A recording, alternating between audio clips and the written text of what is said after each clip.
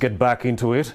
According to most health workers, there is nothing as painful as natural childbirth labor on planet Earth. For the men who have never and will never go through the grueling experience, childbirth labor can be compared to being burnt by very hot cooking oil or having your body part like a finger cut off without any pain control. For the Bagishu like myself, circumcision would be tantamount to natural childbirth labor.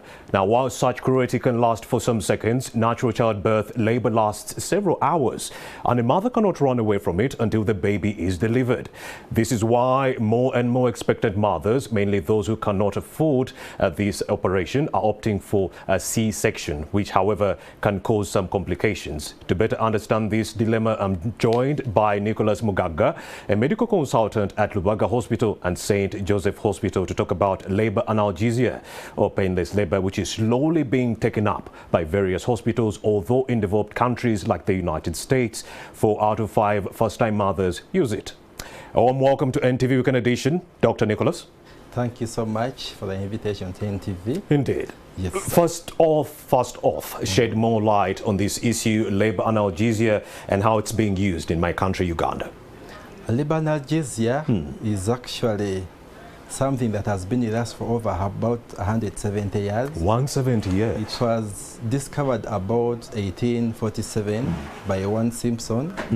And this guy was given an award for having made such a wonderful discovery by the Queen of England. Indeed.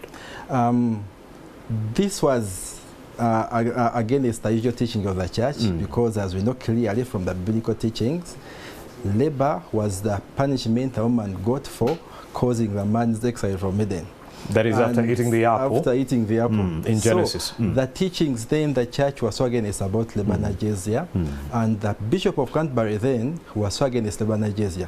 But in 1853, after endorsement of the Queen, she gave birth to her seventh born, called the Leopoldo then, and she says it was a very wonderful experience.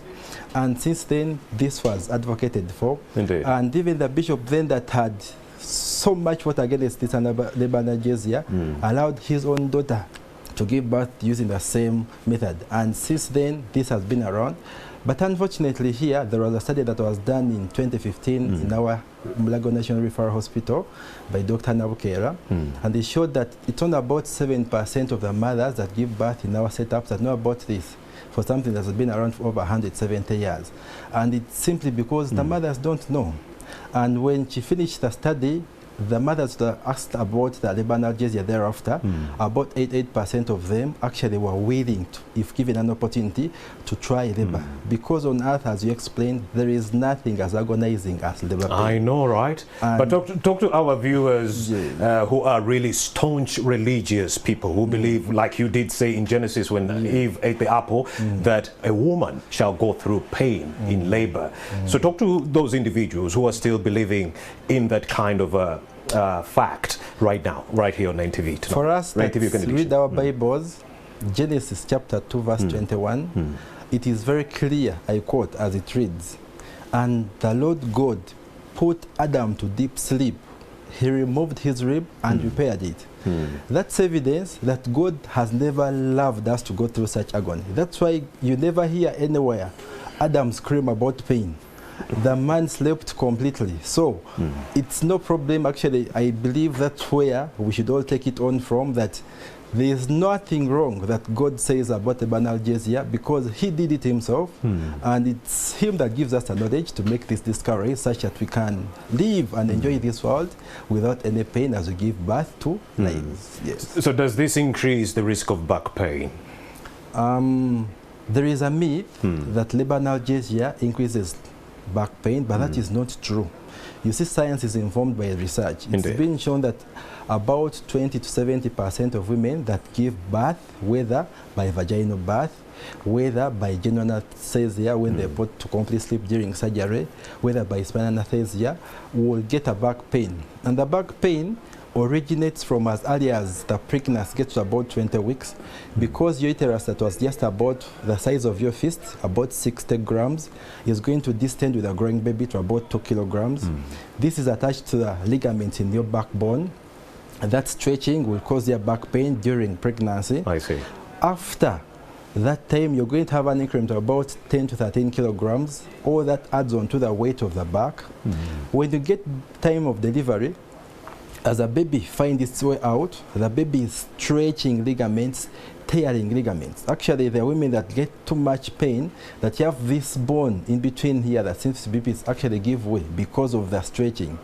And after you've delivered, you realize that most mothers will bend while breastfeeding.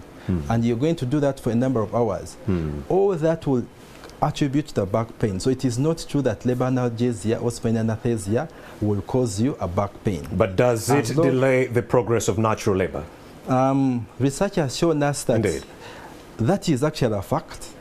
The first stage of labor, which is from the onset of labor to about 10 centimeters of dilatation, you'll have an increment of about 30 minutes. Then from the full dilatation to delivery, you'll have an increment of about 7 to 15 minutes. I see. But when you look at a whole process that is going to last you about 12 to 16 hours, an increment of 30, 45 minutes, and you're enjoying the process of no pain while you get contraction, it's really not significant because you have no pain. It's but does it affect, but does this whole operation affect the outcome of the baby?